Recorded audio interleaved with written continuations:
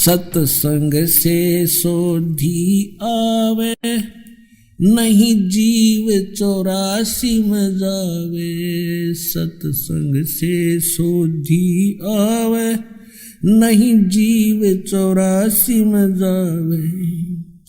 अब मेटो द्वेष और राग, हो राग या उम्र बते। ये राधा स्वामी पंथ, जिसने लगभग 10-12 करोड़ व्यक्तियों को उपदेश दीक्षा दे रखी है। इस राधा स्वामी पंथ का प्रवर्तक कौन है? श्री शिवदयाल जी सेठ आगरा के रहने वाले थे, पन्नी गली वाले।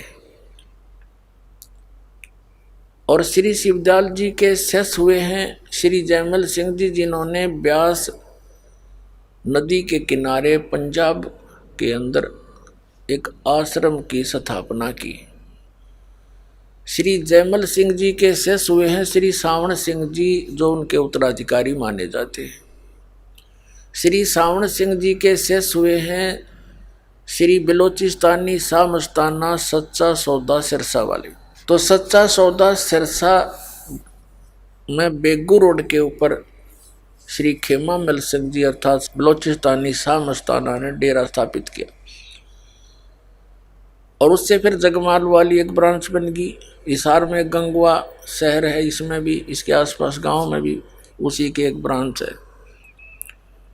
फिर जय गुरुदेव पंथ मथुरा के अंदर, वही आगरा से शिवदयाल जी वाला ही जल है। एक भिवानी दनौद के अंदर, हरियाणा के अंदर एक ताराचंद जी ने जो राधा स्वामी पंथ बनाया, वो भी उसी की ब्रांच है। और फिर दिल्ली के अंदर एक सावन कृपाल मिशन है, वो भी उन्हीं की ब्रांच है। तो कहने का दास का भाव है, ये ठाकुर सिंह था वो भी इन्हीं का।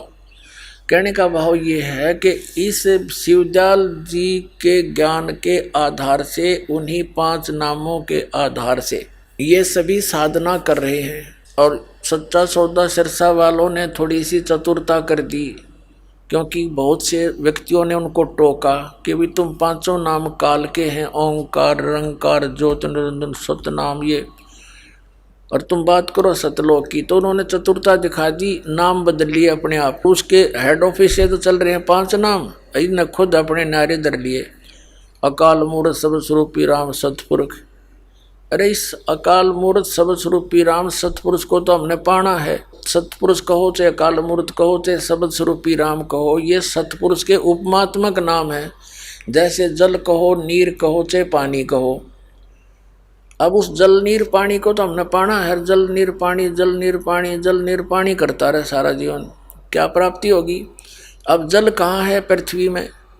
वो जल प्राप्त कैसे हो? हैंडपंप लगाना पड़ेगा, जब वो जल नीर पानी पावेगा। जल नीर पानी, जल नीर पानी कहने से नहीं मिलेगा, उसके पाने का एक प्रोसीजर है।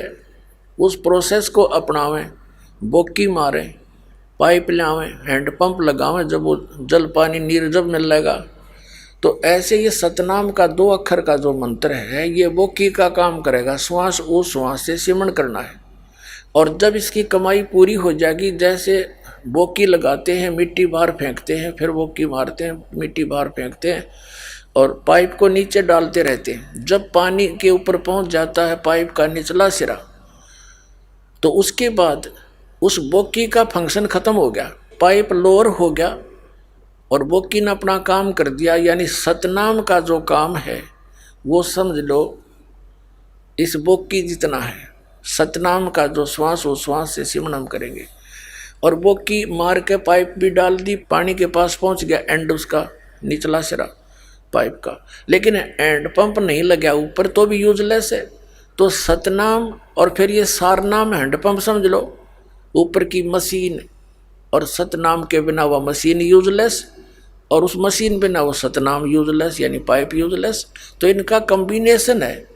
जिनको सतनाम मिल गया और सारनाम नहीं मिला तो भी वो पार नहीं हो पाएंगे।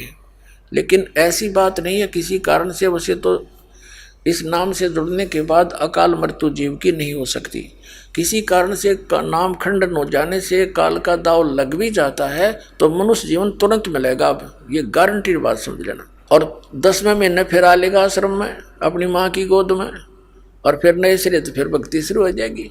तो ये हजारों वर्षों तक ये मार्ग यथार्थ चलेगा। ये सब नकली पंथ अपने आप मुरझा जाएंगे, क्योंकि बुद्धिमान समाज इतना माइंडेड बच्चे हैं, छोटे छोटे अंग्रेजी सीख ले, हम तो 6ठी कक्षा में पढ़ने लग गए होते।